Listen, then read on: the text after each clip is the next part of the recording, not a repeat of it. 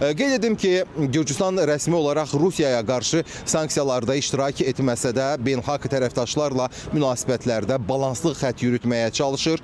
Məhz buna görə də bu mövzu Tbilisidə diqqətlə izlənir. Çünki Kulevi limanı Gürcüstan üçün strateji əhəmiyyət daşıyır.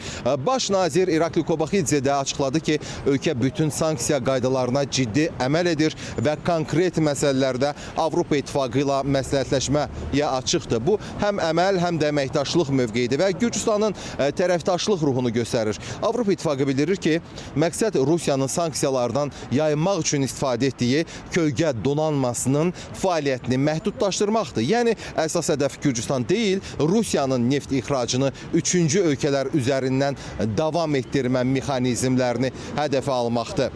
Amma prosesin Gürcüstanın tranzit funksiyasına necə təsir edəcəyi qarşıda daha aydın görünəcək.